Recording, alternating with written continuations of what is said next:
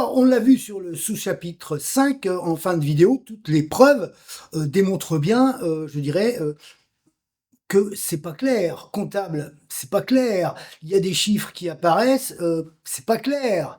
Les hypothèques, ma sœur, donc ils utilisent toujours ma sœur, malgré qu'elle me dit en début d'année, voilà, vous pouvez vendre. Voilà. Et là, elle nous redit, alors elle n'avait pas donné l'article, c'est moi qui l'ai cherché, l'article 780 du Code civil. Et vous allez voir que, soi-disant, cette chambre notariale ne comprend pas non plus le français qui est écrit sur les codes. Parce qu'ils ne reconnaissent pas la loi. Eux, c'est la criminalité de l'arbitrage. C'est la dictature des parquets. Parce qu'ils vont passer par le parquet pour conforter leurs escroqueries en bande organisée, les abus de confiance. Donc on va passer vite fait sur le tableau pour constater la stratégie mise en place du recours, hein, bien sûr, puisque moi, je ne les force pas à aller dans cette criminalité. Ils y vont parce qu'ils veulent protéger les dirigeants fonctionnaires. Ils protègent leur harcèlement en bande organisée. Alors là, on ne parle pas de l'intérieur juridique financière, on parle juste du juridique, alors du civil, juridique, financier, puisque on parle du code civil, du notarial, mais on reste que basé sur la justice, hein, les instances civiles, et donc là, le pénal, et bien sûr la finance, puisque nous sommes avec les abus des impôts, et on va voir que ce sont en plus les conciliateurs, les pseudo-conciliateurs, donc qui sont des cadres supérieurs par rapport aux comptables des impôts, des dirigeants, qu'ils appellent ça inspecteurs divisionnaires, pour donner des grands mots, hein, vous êtes avec des psychopathes, vous êtes avec des manipulateurs, vous êtes avec des déconnectés de la réalité, parce qu'ils savent qu'ils sont dans le pouvoir absolu, parce qu'ils savent que tous vont les couvrir, et qu'il est impossible pour un citoyen de pouvoir démontrer l'intégralité comme ça sur Internet. Voilà, et c'est pour ça que vous êtes sur les sabotages, le terrorisme informatique des dossiers par les parquets. Parce que le fait de changer illégalement, informatiquement, les publicités foncières, sans en avoir le droit, c'est aussi, au vu de la loi et des abus des fonctionnaires contre les citoyens, cela peut être considéré comme un acte de terrorisme au vu de la loi et du livre 4 qu'on a déjà vu sur les autres vidéos. On passe sur le tableau pour voir la stratégie de défense et le temps, bien sûr, qu'il faut je dirais, à ma défense pour pouvoir travailler. Ça sera toujours à vous de juger. Donc, le 5 septembre, menace, intimidation, agression verbale du mari de la notaire en préméditation au sein de l'étude Cheftel. Hein. Donc, on n'a pas écouté tout l'enregistrement. Sur l'enregistrement, donc on se passe les papiers, tout ça, elle fait traîner, voilà, ça dure 48 minutes. Hein. Donc, vous voyez, il faut que je continue à avancer et démontrer la mauvaise volonté. Donc elle me reparle de ma sœur, mais maintenant elle doit se renseigner. Donc en début d'année, elle me dit c'est bon, et en fin d'année, presque fin d'année, elle me dit ah ben non, il faut que je me renseigne. Je lui dis j'ai recherché à sa place parce que je connais le côté vicieux et pervers de ces criminels, hein, de ces escrocs. C'est l'article 780 qu'on a vu déjà et qu'on va revoir.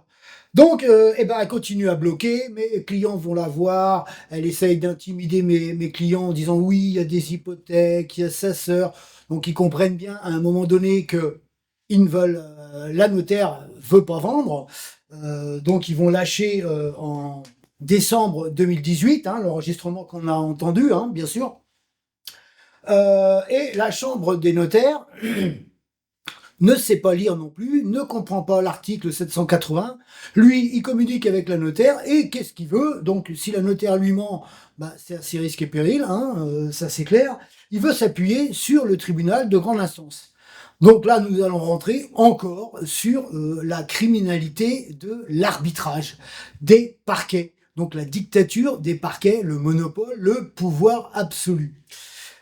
Donc voilà, et c'est pour ça que donc ensuite, je fais une contestation au niveau du Conseil des notaires de Bretagne en décembre 2018 et la notaire, la présidente, parce que ce sont des présidents, la présidente de la Chambre notariale Bretagne va prévenir la présidence du tribunal de grande instance, le procureur de la République de Rennes. Donc, ils savent pertinemment qu'il va y avoir une plainte en tout début d'année 2019. Et bon, déjà, je travaillais sur la requête des impôts au niveau du tribunal administratif. Et là encore, tout le travail que je fais ici va être fourni dans la plainte que je vais réaliser auprès du tribunal de grande instance, auprès du procureur de la République. Et contre qui? L'étude notariale, contre la Chambre des notaires 35 et contre une vice-procureure. Puisque je n'ai pas le choix, ils sont complices là-dessus, ils me font rater ma vente, ils m'imposent encore un huissier, donc là on est dans l'abus de confiance, en bande organisée. Mais tout le travail que j'ai fourni va me servir dans la plainte qui va être envoyée en accusé de réception. On voit ça maintenant tout de suite. Avec la Chambre des notaires 35, le président Gwendal Texier, donc le 3 novembre 2018, c'est urgent, hein, bien sûr, puisque mon client commence à s'impatienter. Hein. Donc j'explique l'historique, je dis que voilà, elle a communiqué avec ma sœur et que ma sœur refuse de lui répondre. C'est son droit, mais on ne reconnaît pas le droit des citoyens. Hein, donc ça c'est clair.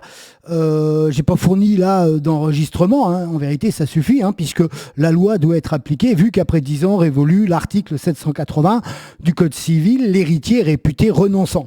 Madame Cheftel me confirme par mail que nous pouvons vendre en début d'année 2018. Ouais, tout est OK. Vous voyez? Donc c'est bien écrit sur le document. Donc je joins en plus le mail de cette notaire. Je joins en plus mon acheteur, Philippe Jourdan. Hein, voilà, donc la communication, mail, donc tout est dedans. Donc voilà, j'ai la réponse le 6 décembre 2018. Donc c'est quand même assez long. C'est clair, puisque le 7 décembre, mon client, voilà, il arrête parce que c'est sans fin. Donc, qu'est-ce qu'il nous dit? Donc, voilà, j'ai reçu en raison, voilà, le blabla habituel. Donc, la vice-procureure de Rennes, c'est Charlou Céline, d'accord? Et donc, voilà le contenu du courrier après m'être entretenu. Donc là, nous sommes toujours avec des communications informelles entre donc ce notaire 35, Cheftel, qui va bien sûr mentir, mais déjà tout est écrit, hein, donc, et tous les documents sont là en preuve, d'accord, et la vice-procureure. Donc ils s'arrangent entre eux et ils décident, donc nous sommes là sur de l'arbitrage, et ils décident ensemble de ne pas reconnaître la loi. Voilà. J'ai donc suggéré à ma consoeur de sommer un huissier. Donc, on me demande de payer 400 € pour un huissier pour aller encore demander à ma sœur de statuer. Mais je dis, franchement, j'ai affaire à des débiles, à des harceleurs, à des criminels. Je perds 400 €, je perds mon acheteur, on me demande de payer 400 € pour l'arbitrage de cette dictature civile, notariale, où ils ne reconnaissent pas la loi et ils ne veulent pas appliquer la loi pour que je paye 400 € à un huissier et que je me fasse escroquer de 400 € par la notaire. Voilà. Donc le reste, c'est du blabla, hein, c'est clair. On passe. Donc là, bien sûr, je vais contester au niveau du Conseil régional des notaires, hein, la présidente Noël Agnès. Donc je lui réexplique la chose, je vais même lui envoyer les documents par ses motifs, ses preuves, demande la destitution successorale notariale de Cheftel sur notre dossier. Alors bien sûr, là, au vu de tout ça, je dis, c'est clair, il faut la destitution de la succession. Parce que je ne peux pas le faire seul. Et bien sûr, l'argument, aller voir un autre notaire, non, puisque je ne peux pas décider de la destituer. Voilà, au vu des preuves, tout ça. Donc le bordereau, donc là, vous avez tous les documents encore. Hein, donc nous sommes bien dans les 2500 à 3000 photocopies, puisque tout ça, c'est comptable après. Hein. Donc les archives, l'article, hein, je leur mets l'article, hein, parce que l'article 780, s'ils n'ont pas de code civil, au moins, ils n'ont pas à aller chercher ailleurs. Donc les mains levées d'hypothèque, les actifs, les passifs et les autres documents qu'on va voir. Et la plainte au TGI. Donc la réponse, on va la voir dans les pièces au niveau de la plainte au TGI. Voilà. Donc nous sommes le 12/3/2019, procureur de la République, TGI de Rennes, pour abus de confiance 314-1, abus d'autorité, puisque nous sommes sur de l'autorité avec les parquets, le harcèlement moral pour 132-16, 314 deuxième alinéa, ma mère aussi, puisque ma mère est sur ce dossier. L'étude notariale de Cheftel à Fougères, décision de la Chambre des notaires, mensonge notarial accepté par la vice-procureure de Rennes, Charlou Céline, non reconnu.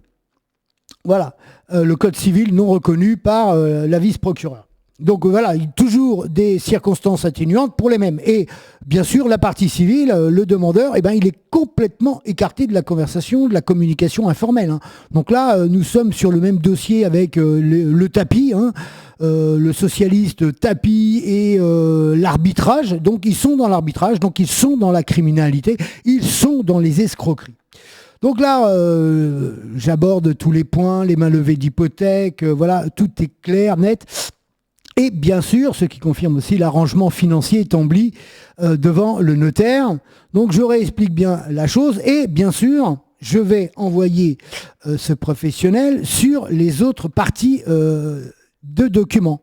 Ça veut dire que là-dessus, je porte plainte pour abus de confiance, menace et harcèlement moral. Je demande de destituer le cabinet notarial du dossier, voilà, bordereau, et j'amène toutes les pièces.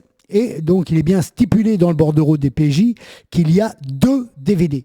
Le DVD avec les enregistrements audio qu'on a déjà entendus, vous voyez, donc là, avec l'accusé de réception. Donc là, vous avez tous les documents, la réponse du notaire, de la chambre notariale, la communication Cofinoga, les archives, la contestation auprès, et le 3, DVD des preuves audio, notariales, menaces et archives. Voilà, les 7 fichiers, les appels téléphoniques, tout ce qu'on a entendu, tout est joint dedans. Et voilà, vous avez la requête intégrale devant le tribunal administratif, parce que je suis obligé de joindre l'intégralité des pièces, puisque toutes les pièces civiles, mariage, divorce, renonciation, tout est dans la requête intégrale. Donc, il y a, voilà, c'est une plainte en 3 étapes, bien sûr. Ça veut dire qu'il doit prendre connaissance de la plainte pour vérifier la véracité des propos et des articles de loi. Bien sûr, il doit prendre la requête intégrale devant le tribunal administratif concernant, bien sûr, les impôts et le contentieux avec les impôts. Vous voyez, et donc c'est à la lecture de la plainte que je renvoie le professionnel vers ces différentes étapes de lecture pour bien comprendre les démarches, les recours. Donc ça fait énormément de preuves, de documents. Mais le citoyen est obligé d'amener l'ensemble et l'intégralité de ces documents, de ces démarches pour prouver le harcèlement. Ce qui ignore toujours cette criminalité du TGI. Parce que, qu'est-ce qu'ils vont faire? Ils ne vont pas déclarer la plainte. Nous allons le voir ici.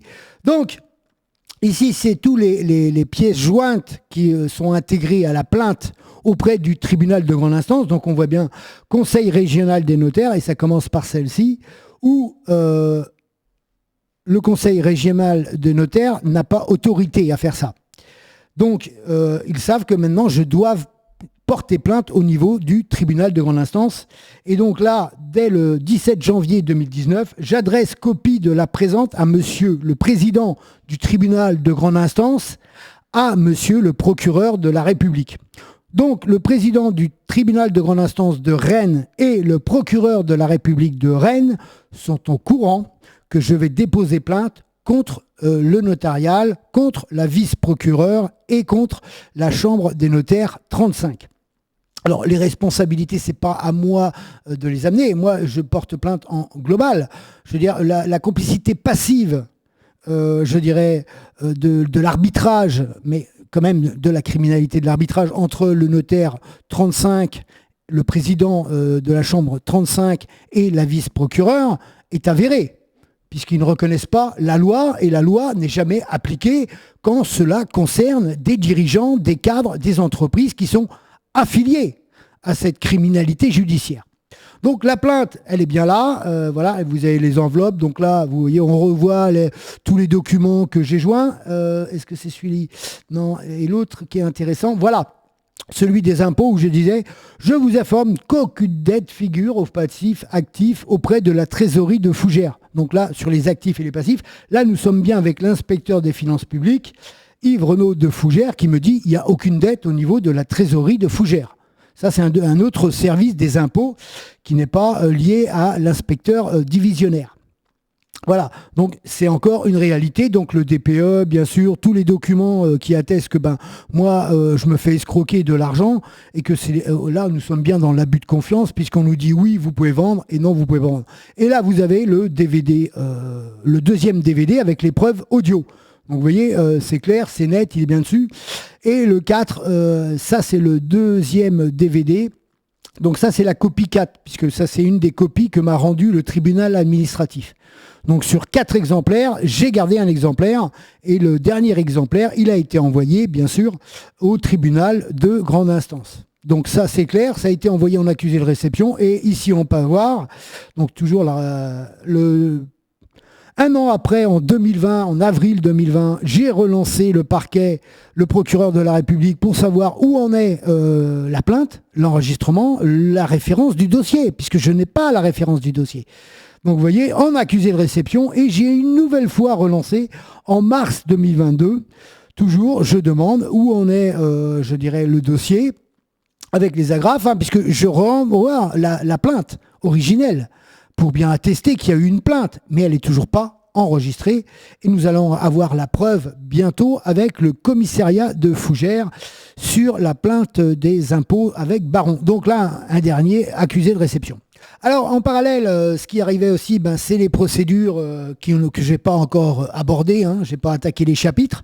Donc là, nous sommes sur la deuxième procédure du sous-préfet Fraquet dans cette complicité criminelle avec le parquet de Rennes, donc le bureau du procureur de la République, et bien sûr les présidents des TGI qui ne reconnaissent toujours pas la loi. Parce que la loi, elle n'est pas reconnue en France. C'est toujours des circonstances atténuantes pour les autres et on va condamner des innocents. Volontairement pour nous fabriquer des casiers judiciaires. Voilà, ce qu'on verra bientôt, mais il y a encore quelques chapitres. Donc là, voilà, la JAP, juge aux applications des peines, j'ai rendez-vous en 2019. Et donc, application des peines, voilà. Donc là, bien sûr, encore une défense, donc du papier, voilà. Et j'ai fourni aussi un DVD. Donc là, j'ai bien conscience que la juge des applications des peines, elle n'est pas là pour rejuger. Voilà, c'était pour demander un placement sous bracelet électronique. J'avais 1 mois de prison à faire, puisque la deuxième condamnation sur la même procédure fait que, je dirais, le mois de sursis que j'ai eu sur la première procédure a été appliqué dans la deuxième. Vous voyez, c'était tout ça pour me faire enfermer, entre guillemets. Mais donc voilà, j'ai été sous bracelet électronique donc en 2019-2020. Voilà, et donc j'ai fait témoigner ma mère qui fait partie du DVD, voilà, pour attester qu'elle a besoin de moi aussi sur les procédures, puisque nous sommes sur les procédures Conseil d'État, Cour d'appel administration, sur les impôts qui sont en parallèle aussi. Donc c'est pour ça que ma mère témoigne et je l'appelle mamie. Donc sur le truc c'est mamie, mais c'est ma mère. Mamie, c'est parce que c'est par rapport à mon fils. Je suis plutôt habitué à appeler ma mère mamie que maman. Voilà. Prudor, Yannick est bien mon fils, est le seul de mes enfants à m'aider sur l'ensemble de mes problèmes administratifs, les impôts de Fougères et le notariat de Fougères, qui ne reconnaît pas les documents signés devant notaire. Vu que je suis handicapé avec fauteuil roulant, avec une toute petite retraite, je ne peux me déplacer. J'ai pas de permis et je ne peux vivre dans cette maison. J'atteste cette vérité pour demander que mon fils ne soit pas enfermé en prison pour me défendre, administrativement et pénalement et auprès du Conseil d'État en cours. J'atteste l'ensemble de ces paroles. De cet écrit que j'ai écrit avec mon fils qui est derrière la caméra et qui tient le téléphone. Est-ce que tu es d'accord avec ça? Mais je recommence pas tout, Mais est-ce que tu es d'accord avec ce que tu viens de dire? Voilà. J'atteste l'ensemble de cette vérité. Oui. Est-ce que tu es d'accord? Ah, de tout l'ensemble? Oui, Oui, ben oui, bien sûr. voilà. Et tu sais bien que la notaire, elle utilise qui? Ta fille, contre toi, et refuse de faire son travail. Regarde-moi, est-ce que c'est vrai ou c'est pas vrai? Oui. Voilà, ok, maintenant on peut couper la vidéo. Ok, et le fauteuil roulant, il est ici. Au cas où, hein, d'accord? Voilà, on est bien chez ma mère pour le juge aux applications des peines. Voilà. Voilà, alors petite vidéo en direct de Nantes. Donc voilà, nous sommes bien ici chez Madame Prudor, ma mère. Je vous la présente, hein, c'est pratique la technologie. Donc on a fait déjà une vidéo, elle a déjà reconnu certains faits par rapport aux procédures du dossier qui était encore au Conseil d'État. Donc voilà, pour préciser les dossiers futurs et la vérité, on va la tester ensemble. Donc Madame Prudor, ma mère, a été hospitalisée depuis le mois de janvier à l'hôpital de Clisson. Non, depuis décembre. Ouais, enfin fin décembre. Fin décembre. D'accord. Je suis resté 6 mois. Voilà. Est-ce qu'une de tes filles est venue te voir? Choisi à Bélier, elle est venue une fois. Donc elle est venue à Nantes, mais à Clisson, est-ce qu'elle est venue une fois? Non. Voilà. Donc 6 mois, voilà. La seule personne qui sait. À part mon fils, que j'ai vu personne. Voilà. Donc ça c'est pour attester la vérité des faits et des choses, puisque j'étais la seule personne à travailler avec son assistance sociale pour, voilà, au vu de ses handicaps, hein, ça c'est aussi pour les impôts et la procédure pénale qui vont être en cours, tout ça. Donc là on va faire un petit peu le tour.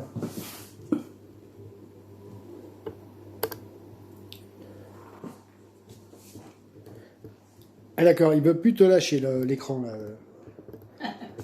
L'écran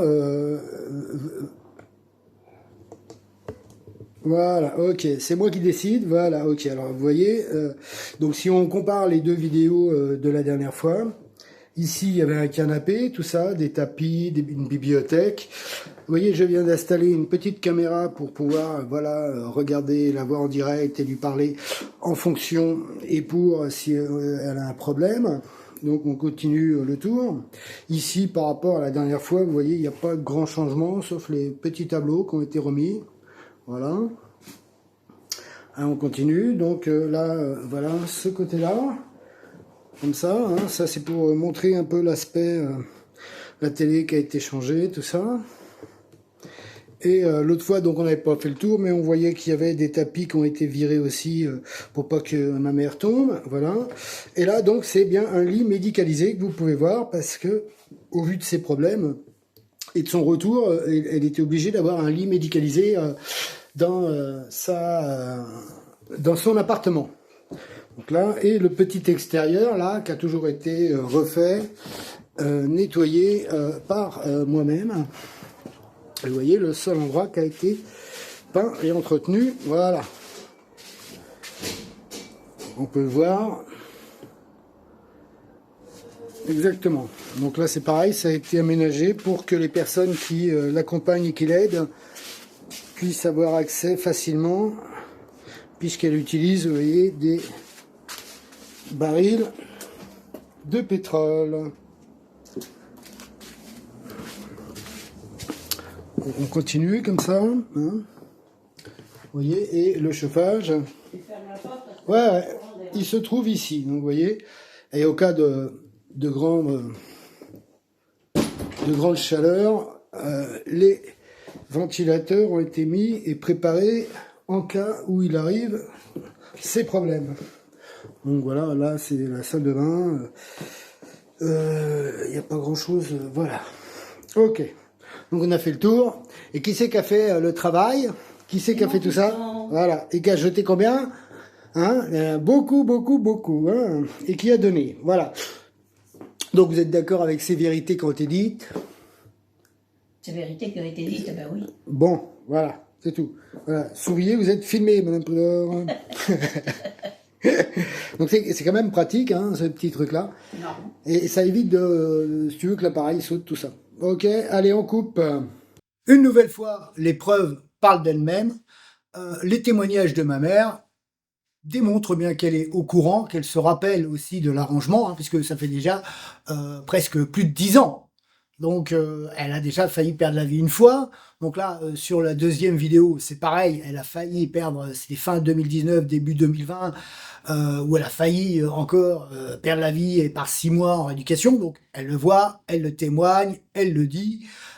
Et vous voyez l'état de santé de ma mère, et c'est cette femme âgée, sans défense, que va harceler et va s'acharner les dirigeants des impôts de 2013 à 2022, puisqu'on voit les mails sur le compte des impôts de ma mère où je communique, parce que jusqu'en 2022, ils vont s'acharner à vouloir lui faire payer les impôts parce que la justice administrative n'a pas fait son travail, la justice pénale n'a pas fait son travail, que ce sont des harceleurs, des criminels qui sont en bande organisée et qui se foutent totalement de la loi et des citoyens.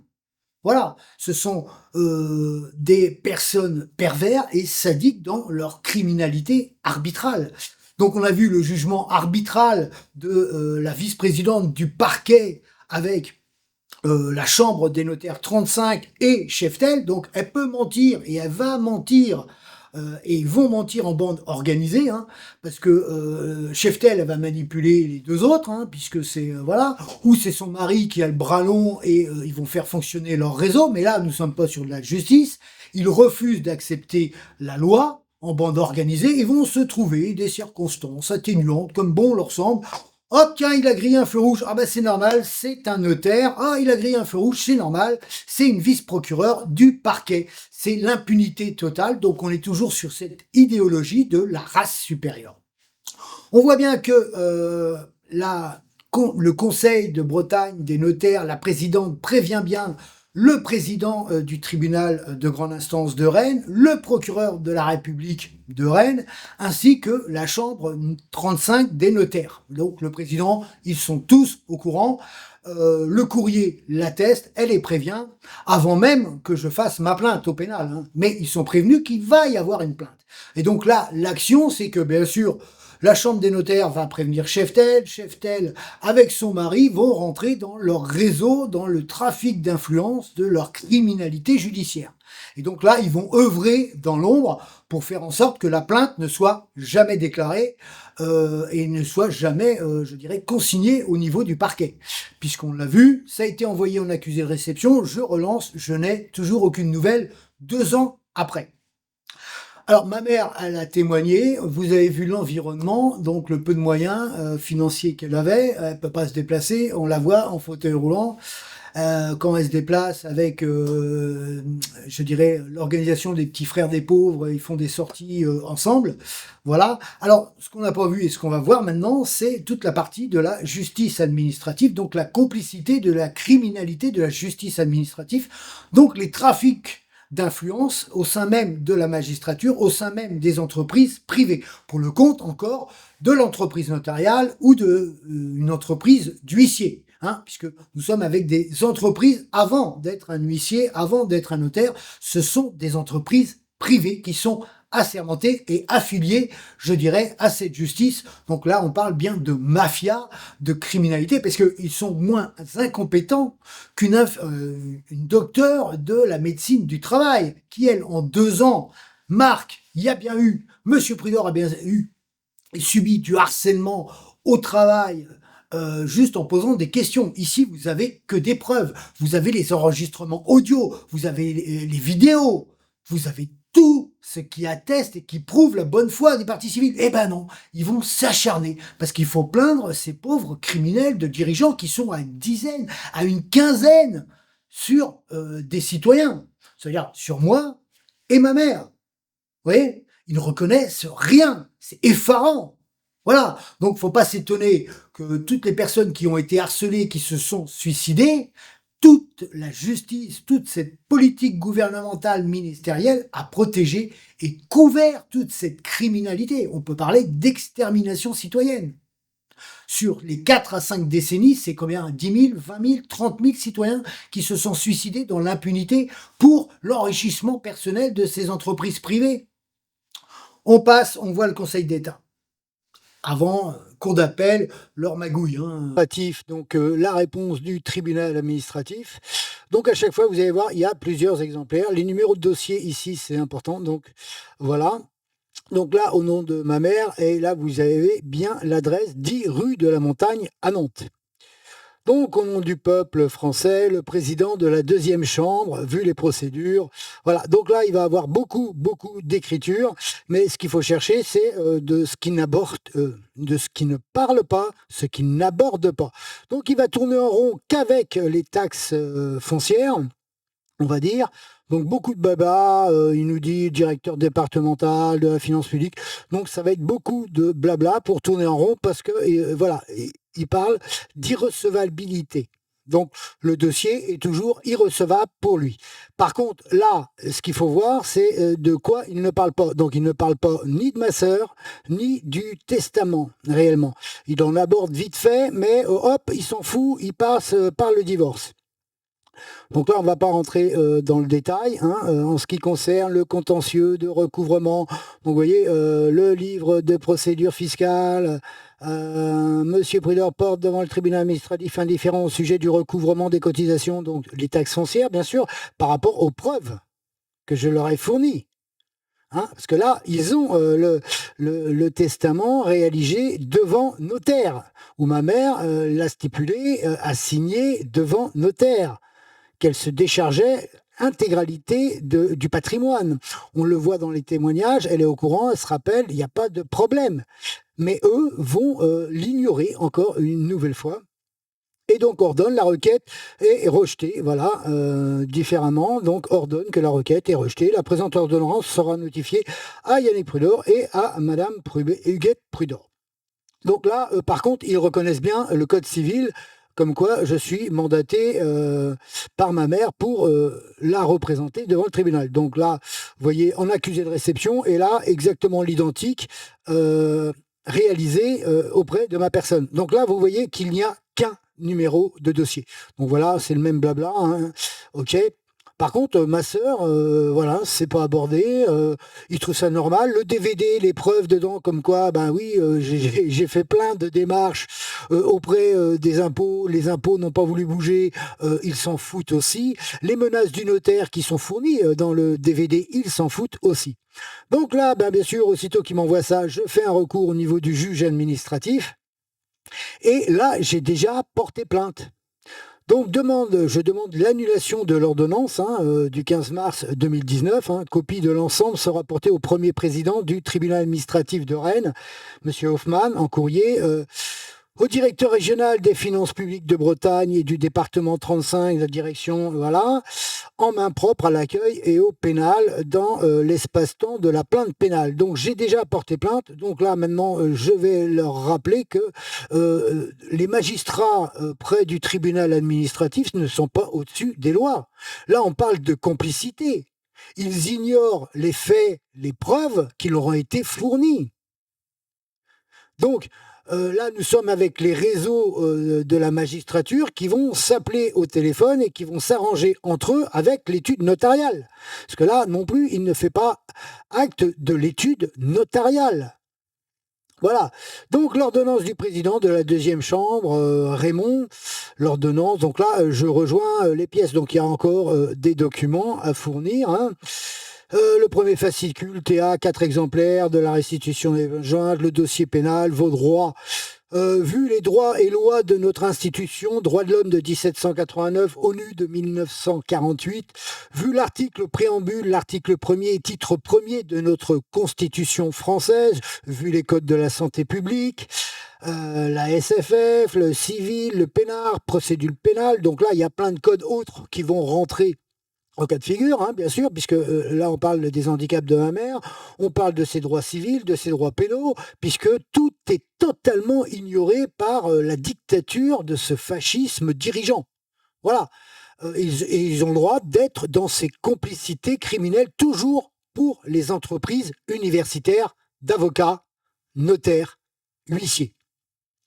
Donc là, ça commence très vite, très dur, hein, introduction de la contestation, tenant à préciser que l'ensemble des présidences françaises ont toujours mis en avant que personne n'est au-dessus des lois de notre République française. Nous ne sommes plus, non plus dans le XXe siècle, des affaires juridiques étouffées dans les manipulations mentales, administratives, des escroqueries, des familles politico-fonctionnariales, que les présidents français ont été condamnés par la justice et par l'histoire des ministres, donc généralement des racailles politicards dénommés les cols blancs, et de très nombreux hauts fonctionnaires, préfets, cadres dirigeants, entreprises, banques et des complicités de corruption des magistratures juridiques, notariales apparaissent maintenant un peu partout dans de nombreuses affaires juridiques, puis d'autres concernant le harcèlement en bande organisée, d'où l'Agence française anticorruption, le parquet national financier, etc.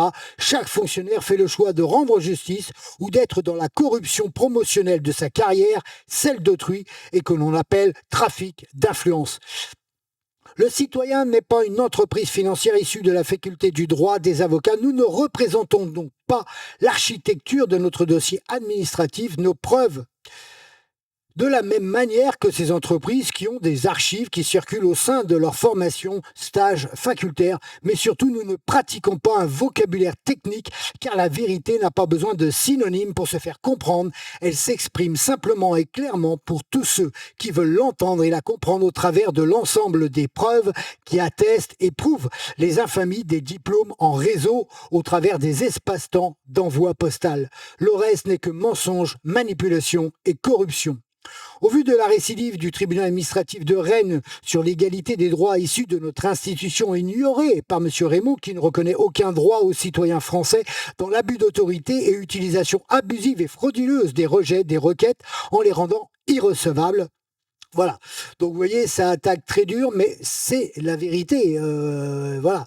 Alors développement des PJ volontairement ignorés. Donc là, je vais développer toutes les pièces qui ne sont totalement ignorées par, je dirais, ce magistrat du tribunal administratif de Rennes. Donc ce président, puisque nous parlons que de président, qui cautionne ce harcèlement, ces criminalités sur une femme. Vous avez vu les vidéos, une vieille femme âgée sans défense. Voilà, c'est quoi la morale de cette administration criminelle qui protège que, d'ailleurs, les criminels, car ils sont en partie les criminels. Par ces motifs, demande l'annulation de l'ordonnance du 15 mars réalisée. Voilà. Donc ici, vous avez tous les envois qui ont été faits, donc juge administratif. Là, c'est ça c'est en recommandé. Ça, c'est remis en main propre à la direction des finances publiques. Donc, ils sont tous au courant. Attention, tous ont été au courant. Et le premier président du tribunal administratif, donc vous voyez les adresses. Donc ici, c'est envoyé juste en suivi et l'autre, c'est envoyé en accusé de réception. Donc, ils ont tous eu les documents. Et donc là, le juge administratif va se faire substituer par le premier président, donc le président du tribunal administratif. Donc voilà, et là, il va nous faire 4 exemplaires. Les manipulations vont commencer avec les numéros de dossier. Voilà, donc là, il nous dit que, voilà, blabla, blabla, et que lui, il va en cour d'appel. Donc il renvoie tout, il ordonne. Voilà, les requêtes ont été transmises, la présente ordonnance sera notifiée et il envoie tout à la cour d'appel. Donc en vérité, ça doit passer du tribunal administratif directement au Conseil d'État. Mais là, qu'est-ce qu'il nous fait? Hop, il nous fait une entourloupe. Il passe par la cour d'appel administrative à Nantes. Donc voilà, alors là, vous voyez, deuxième exemplaire, donc là c'est à mon nom Prudor, voilà, deuxième exemplaire, donc là, bien sûr, avec toujours les numéros de dossier qui vont diverger, hop, là, hop, exactement pareil à ma mère, hein, Prudor Huguette, encore une version, et encore une autre version. Voilà, donc c'est le contenu exactement identique, hein. Il n'y a que les numéros de dossier qui vont changer, c'est pour leur terrorisme informatique, les manipulations qu'on va constater au final. Donc voilà, hein. Donc là on arrive, hop, et donc toute la manipulation va se faire à la cour d'appel de Nantes. Donc voilà, ils vont changer bien sûr les références. Donc quand vous passez du tribunal administratif au tribunal en appel, cour d'appel d'administration, la référence du dossier va changer. Donc il va y avoir plusieurs références de dossier, hein, voilà, donc là c'est bien Prudor Yannick, Prudor Huguette, les numéros de dossier qui changent. Voilà, donc là, c'est du blabla, hein, c'est comme quoi ils vont envoyer ça au Conseil d'État. Donc on voit bien Huguette Prudor, c'est C'est bien aux 10 rues de la Montagne, hein, d'accord. Donc là, toujours les références dossiers. Hein. Ce qui est important, c'est de voir les références, comment ils manipulent et ils sabotent les dossiers en bande organisée. Hein. Voilà, donc bien sûr je me suis déplacé à la cour d'appel de Nantes, hein, puisque ma mère habite sur Nantes. Donc je vais les voir et interdiction d'avoir accès au dossier. Vous êtes sur cette dictature. Voilà, et donc là c'est le renvoi au Conseil d'État. Donc j'ai pas eu accès du tout au dossier. Donc ils peuvent manipuler le dossier, ça c'est clair. Donc le Conseil d'État, ça arrive, demande de régularisation d'avocats. Ça veut dire qu'au Conseil d'État, vous ne pouvez pas vous défendre sans un avocat. Donc nous sommes bien sur la dictature des entreprises privées d'avocats, où le fondement de l'institution française, les droits de l'homme, l'égalité des droits, ne sont toujours pas reconnus, bien sûr, hein, et depuis belle lurette. Hein. Nous sommes dans la dictature de l'administration des entreprises universitaires du droit, hein. Les sciences politiques du Hamas, terrorisme de leur informatique, de ces technocrates pro-européens. Donc là, on demande de régulariser, donc de trouver un avocat, d'avoir un avocat, donc voilà. Ici, c'est le demande pour avoir accès la référence du dossier par l'informatique sur Sagas, ce qui va nous démontrer qu'il y a bien eu cet acte de sabotage, ce terrorisme informatique lié au tribunal administratif et à la cour appel d'administration où ils ont caché le dossier puisqu'ils ont éliminé toutes les preuves. Donc ici, ben moi je demande l'aide juridictionnelle, hein, donc ça c'est clair. Donc il faut envoyer, l'accusé de réception, 127 grammes, donc tous les documents ici. Hein, voilà, accusé de réception, voilà, j'ai bien reçu votre truc, voilà. Notification du président, donc là j'ai fait la demande, j'ai l'aide juridictionnelle totale.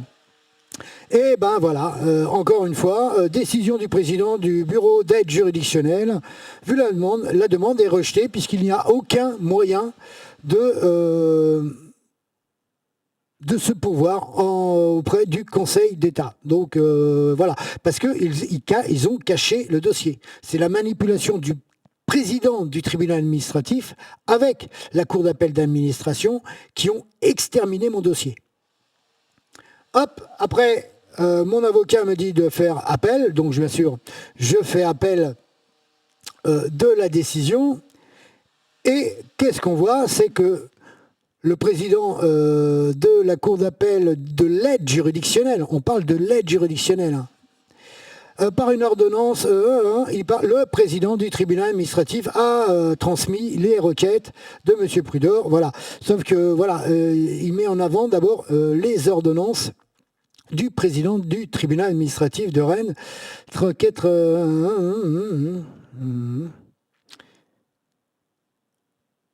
alors qu'il n'a rien transmis du tout. Il a transmis que l'ordonnance. Il n'a pas transmis le dossier. Il n'a pas transmis les preuves. Vous voyez ? Donc il nous rejette encore, bien sûr, considérant ce qui suit, voilà, la section du contentieux qui statue sans recours, voilà, ordonne la requête, la présente ordonnance sera notifiée à M. Prudor-Yannick et Mme Prudor-Huguette. Donc voilà, rejet, donc vous devez avoir un avocat, vous avez l'aide juridictionnelle, mais on ne vous la donne pas parce que, soi-disant, il y a aucun moyen de cassation. Oui, c'est le Conseil d'État, mais on parle de cassation, puisque c'est exactement l'équivalent. Vous voyez, parce que, bien sûr, ils ont exterminé les preuves. Ils cachent les preuves et ils s'en foutent des dossiers. Voilà. Donc, notification de la décision. Donc là, qu'est-ce qu'on voit?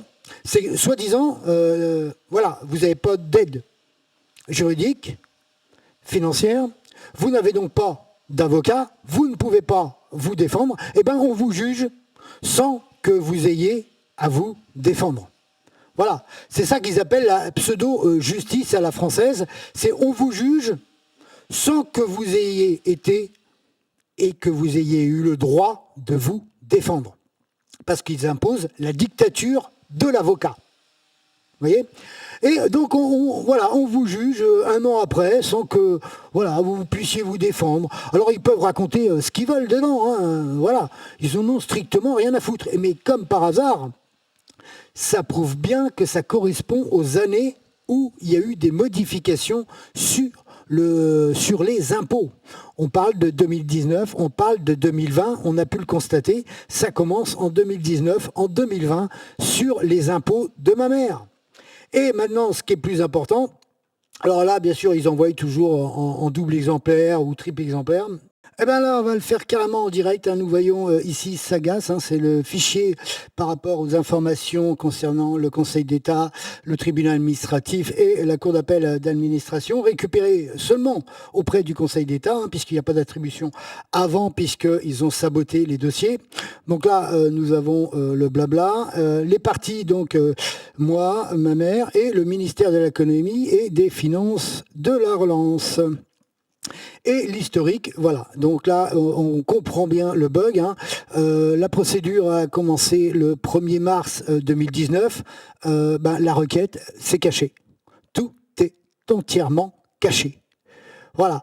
Tout part de juillet 2019, alors que tout a commencé bien avant. Donc la manipulation, ils ont, on va dire, détruit le dossier. Et après, ils rentrent dans leur terrorisme informatique pour couvrir, avec la complicité, bien sûr, du ministère de l'économie. Vous voyez qu'on le voit ici, ministère de l'économie, des finances et de la relance. On le voit bien ici, ça c'est clair. Alors là, nous sommes sur la version informatique et là, vous êtes en temps réel. Et autrement, si, hop, on fait ça et on va ici. Voilà, vous êtes sur la version papier que j'ai réalisée, imprimée. Voilà, et donc là, on voit bien le ministère de l'économie, des finances et de la relance. Voilà, monsieur Prudor-Yannick. Ici seulement que ça commence en 2019. Vous voyez, ma mère, elle apparaît que ici. Vous voyez, que monsieur Prudor-Yannick, Yannick, voilà. Les requérants, on le voit, on constate, là c'est la version papier, et ordonnance, voilà, par laquelle ça commence seulement, d'après eux, en juillet 2019. Donc voilà, nous sommes toujours avec des manipulateurs, un esprit criminel et l'idéologie de la race supérieure, l'esprit nazi de la finance, l'esprit nazi de cette technocratie de la classe dirigeante judiciaire où, je veux dire, voilà, on censure, on étouffe, on va harceler des personnes sans défense. Vous voyez, l'État, l'âge de ma mère avancé. Eh ben, ils vont s'acharner sur des personnes comme ça. Et ça correspond exactement aux années où ils ont fait des modifications au niveau des impôts qu'on a pu constater sur la vidéo. En 2019, 2020, ça commence. 2021, 2022, ils continuent à s'acharner, à vouloir obliger, et ils ont modifié là illégalement les publicités foncières, et donc là ils sont tous cul et chemise avec le mari, l'agent d'État, qui nous dit avoir le bras long. C'est-à-dire que, vous voyez, ils peuvent se téléphoner entre eux.